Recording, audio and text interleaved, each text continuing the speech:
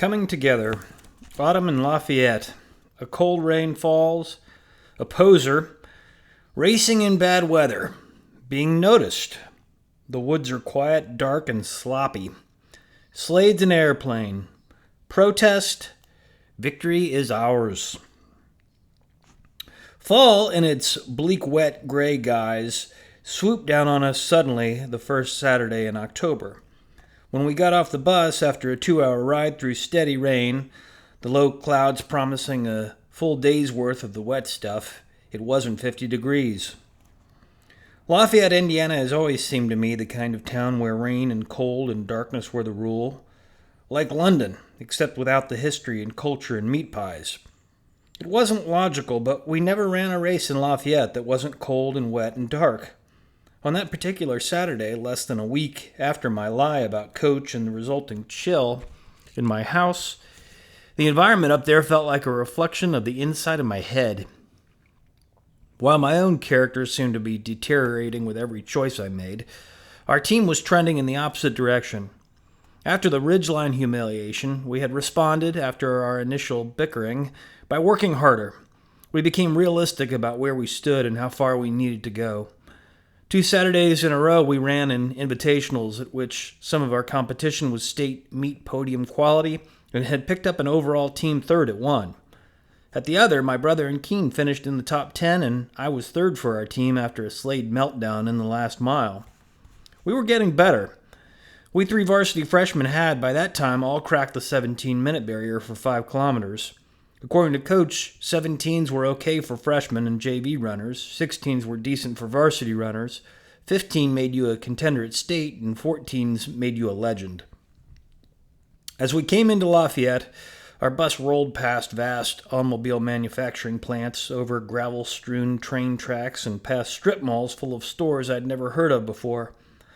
Train tracks seemed to crisscross the town like a 2-year-old's scribblings, and at the third train we encountered on our way to the meet, Coach shouted back at us, "Nothing comes easy in Lafayette." It sounded right. It would turn out to be wrong. "You guys look like a couple of queers," said Victor to Popeye and Leonardo. They were hugging under a shared blanket in the corner of a baseball dugout we'd discovered beside the course. It was better shelter than our tent. The hard-packed dirt of the dugout was dry. Popeye and Leonardo laughed and hugged some more. Squid was down there with them and wore a ridiculously expensive down jacket that looked like gear appropriate for a summit attempt on Everest. He sat shivering dramatically, rubbing his hands together and chattering his teeth until Bowden told him to stop being such an idiot. After settling in, Coach gave a short speech. "I love October," he began. "You're all going to get faster this month." I assume this was because the season was wearing on, our training was starting to pay off, the competition was getting more intense. Wrong on all counts. "The air's getting denser," Coach explained. "More oxygen for your muscles." Popeye waved his hand in front of his face, trying to feel the new surplus of oxygen. "I know it's cold and sloppy out there," continued Coach, "but don't sell yourselves short today. Get out there and get after it. Make something happen." Coach was upbeat. He was happy. I hadn't heard anything more about his family situation, and it seemed he had no idea about mine. My lie apparently hadn't ever made it to his ears. For this, at least, I was thankful. It seemed the one break I'd been given. As we walked and jogged the course, those of us in the varsity grays had to roll up our pant legs to avoid them becoming water-soaked and pendulous. A steady drizzle dampened us from the top down while the soaked grass grabbed at our ankles, the water somehow wicking up our legs. By the time we were done, our cotton champion tops and bottoms were worthless against the chill and heavy with water. The race began at noon. The sun still didn't show any signs of making an appearance. Although the rain had stopped, large brown puddles and wet marshy grass were the rule on the course. The races had begun just after 9, and it had been non-stop since. Several different junior high, boys and girls races, the JV races, followed by the girls' varsity race. By the time it was our turn, the grounds were beyond well-trodden. There was a section of woods near the finish line that was slick with greasy spots of mud and downright treacherous. After the gun, the heavy footing and slick muddy stretches caused hesitancy among the runners. an odd poser wearing a pair of Nike Internationalist trainers. I'd gotten spikes after the embarrassment of the Hokum Karam and was now contemptuous of anyone who didn't wear them while racing. Took the lead for half a mile before he lost a shoe in a bog and was never heard from again. We passed him sitting in the bright wet grass, trying to untie his mud-caked laces. When conditions become less than ideal, strange things can happen. Some runners are mudders and do well when the ground is mucky and soft. Other runners allow less than perfect conditions to play with their heads. Most become cautious when conditions are abnormal, and when a race gets out slow, the best runners are allowing the rest of the pack to shorten the race, as it were. That was exactly what happened. By the mile-and-a-half mark, halfway through the race, the field was still tightly bunched, nearly 50 of us packed together like a school of sardines, with a long comet's tail of slower fish stretching out behind us. The better racers needed to make a break for it. They had waited, and now it was certainly time to lose to scrappers like me, my brother, Keen, and Slade. I could sense their growing restlessness, and there was some jostling for 800 meters or so, but when we hit the 2-mile mark, nearly 30 runners still must have felt they had a shot to be in the top 10. A tall, dark-haired, knobby-elbowed runner from one of the Lafayette schools, an all-state runner, noticed the 4 of us in that lead pack in our generic white and black jerseys. I doubt if he knew who we were, but he took note of our identical jerseys and decided his guys had waited long enough. He looked at a blonde-haired teammate. "Where's Dan?" he huffed. The other guy put his hands up. He didn't know. "Shit!" the all-stater shouted. Then he waved his hand to his teammate. They took off like a shot, and we jumped on their move. We were now in the front of the chase pack. Slade made meaningful eye contact with me. He and I had noticed that the guy had noticed us, and it felt good. It gave us confidence. "We can win this," Slade huffed. And Slade, our senior captain, had never been on a team that had won anything more than a dual meet. As we entered the woods, the crowd lining the course in their plastic rain jackets and under dripping umbrellas suddenly disappeared. The woods were wet, and it was silent and dark under the overarching branches. It felt like running through a cave. "Kindles!" shouted Slade in the quiet of that tunnel. The only sound the slapping of feet on the wet ground, rainwater splashing underfoot, and the labored breathing of the large pack of runners we were part of. "Keen!" he shouted. "You're better than me." It seemed like a strange time to talk about it. We had all 3 been pulling away from him in our faster workouts, that was true.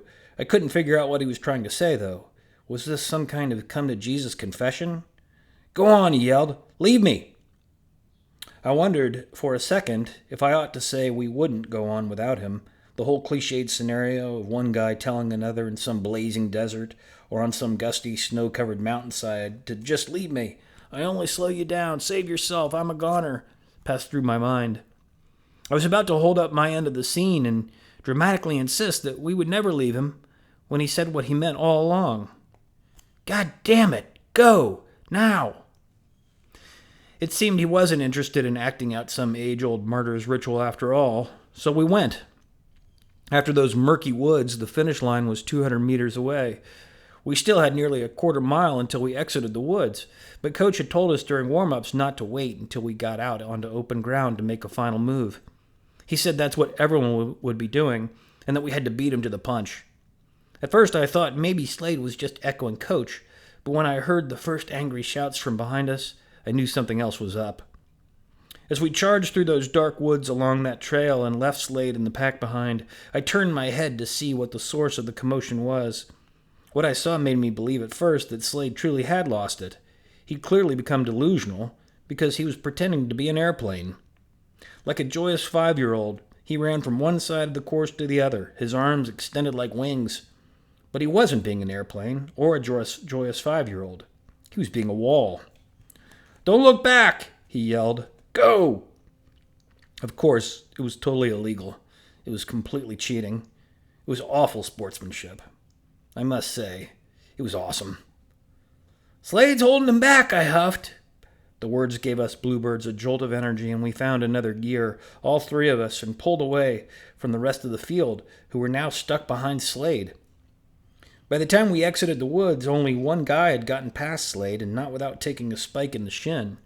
By the clearing, Slade had a lineup of 20 pissed-off runners backed up behind him. He had held the pack back for nearly 10 seconds. It was plenty of time for us to break away. After the race's conclusion, there was, of course, a protest by the other teams.